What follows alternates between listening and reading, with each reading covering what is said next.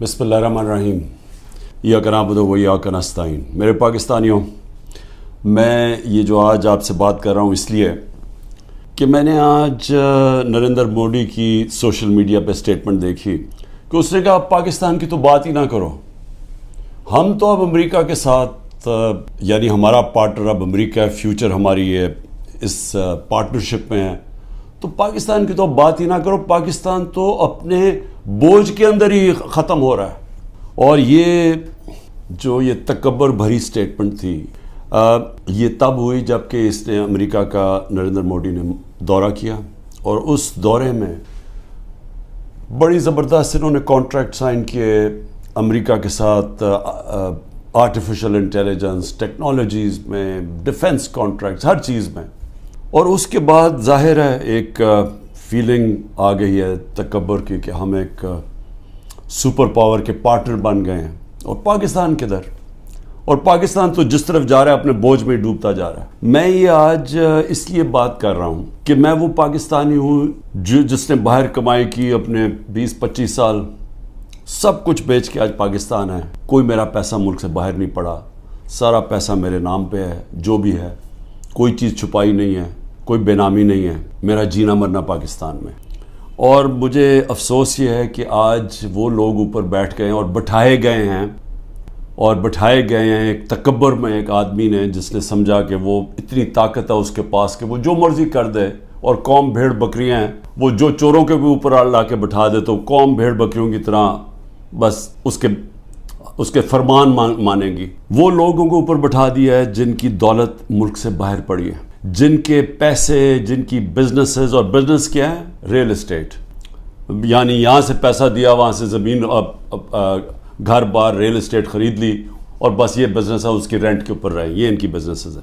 और यहाँ का सारा पैसा चोरी हर 30 साल से चोरी कर रहे हैं। हुदैबा पेपर मिल में जब पहली चीज़ सामने आई थी, जब इसहाक डार ने खुद कहा कि मैं मनी लॉन्ड्रिंग करता हूँ, 164 का बयान लिखवाया कि मैं इनके पैसे बाहर भेजता हूँ और फिर जो पैसा इधर चाहिए हो वो फिर रिमिटेंसेस दिखा के यहाँ बुलाया जाता है फेक अकाउंट से। और वहाँ कोई काजी फैमिली थी जिसके ऊपर BBC की भी डॉक्यूमेंट बनी, अखबारों में भी आया। तो ये 30 साल से यहाँ पैसा बाहर भिजवा रहे हैं और ये आज मुहब्बे वतन पाकिस्तानी हैं, और इमरान खान और इसके सारे लोग हमें गद्दार साबित करने की कोशिश की जा रही है। लेकिन मैं ये आज इसलिए कह रहा हूँ कि हमारी तरह के लोगों, जिनका तो जीना मरना यहाँ है, जिनके ऊपर जितने मर्जी आप करप्शन केस कर दें और दहशत गर्दी के और कत्ल के, मैंने तो यहाँ रह के इनका मुकाबला करना है। वो लोग जो हर बारी बाहर भाग जाते थे, जब मौका मिलता था पावर से बाहर, हाथ जोड़ के तो बाहर भाग जाते थे और फिर डील NRO करके वापस आ जाते थे। तो वो लोग आज इस मुल्क के फैसले कर रहे हैं और ऊपर बैठे हुए हैं, और इस्टेब्लिशमेंट उनके साथ खड़ी हुई है। और फिर इस्टेब्लिशमेंट हैरान होती है कि क्यों सोशल मीडिया पे हमारे पर ये तनकीद आ रही है, और जो तनकीद करता है वो गद्दार है। कि ये नहीं समझ आ रही कि क्या लोग बेवकूफ़ हैं, लोग 30 साल से इनको लोगों को नहीं देख रहे। अब ये सोचेंगे ये फिर सारे बाहर चले गए हैं, मुल्क से बाहर इनकी मीटिंग्स होती हैं, ईदें बाहर होती हैं, बच्चे बाहर हैं, इलाज इनका बाहर है, और ये है मुहब्बे वतन पाकिस्तानी। तो मुझे तकलीफ़ इसलिए है कि बाहिसियत पाकिस्तानी मुझे बड़ी तकलीफ़ हुई कि इनकी स्टेटमेंट, जॉइंट स्टेटमेंट आई अमेरिका की और हिंदुस्तान की, कि पाकिस्तान का बस अब सिर्फ एक रह गया है कि दहशत गर्द है। बस ये हमें वहाँ ला के खड़ा कर दिया है कि वो जो कश्मीर में हो रहा है, ये कश्मीर में ये नहीं कोई बेचारे वो 100 साल से अपनी आज़ादी चाह रहे हैं, उनकी जद्दोजहद है आज़ादी की, वो एक फ्रीडम स्ट्रगल है, उसको ऐसे नहीं कर रहे हैं। ये जी पाकिस्तान वहाँ दहशत गर्दी करवा रहा है, क्रॉस बॉर्डर टेररिज्म, वहाँ स्टेटमेंट दे दिया उन्होंने।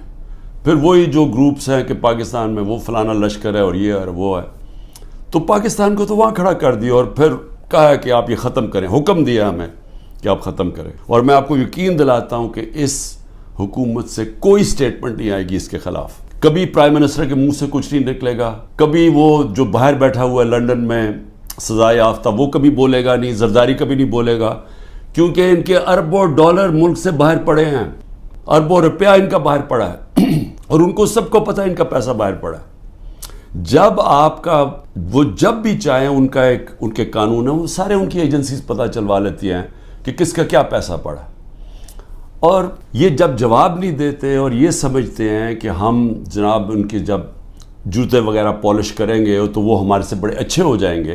اور بلاول بھٹو کی پتہ نہیں کتنے اس نے اربوں روپیہ خرچ کیا اپنے دوروں کے، ہر دوسرے دن امریکہ گیا ہوتا تھا. انہوں نے بھی بڑی خدمت کی ہے، سب وہاں ان کو خوش آمد کرنے میں آگے تھے.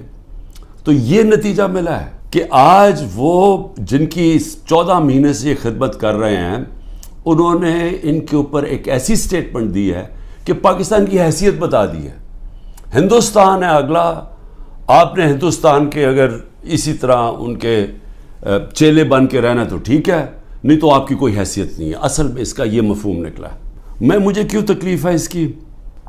کیونکہ میں سمجھتا ہوں کہ یہ ہمارا جو ملک تھا یہ جس تیزی سے اوپر جا رہا تھا، آپ 60 کی دہائی میں ذرا دیکھیں پاکستان کیسے تیزی سے اوپر جا رہا تھا.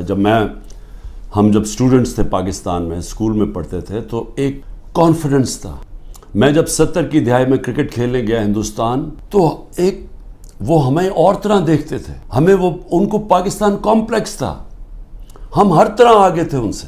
پاکستان کی مثال دی جاتی تھی 60 کی دہائی میں کہ ڈیولپمنٹ ماڈل دیکھیں پاکستان کا کتنی تیزی سے ترقی کر رہا ہے. ہمارے اوپر بلکہ ایک کتاب بھی کسی نے لکھی تھی کہ ایشین میریکل، کہ یہ وہ جو ملک ہے جو سب سے تیزی سے ایشیا کا کیلیفورنیا بننے جا رہا ہے. میرے ساتھ ملیشیا کے شہزادے پڑھتے تھے آگے ہمارے ساتھ ایچ میں، یا سارے مڈل ایسٹ سے پاکستان کی یونیورسٹیز میں اسٹوڈنٹس پڑھنے آتے تھے. پاکستان کے اندر ایک ہوپ تھی، کانفیڈنس تھا.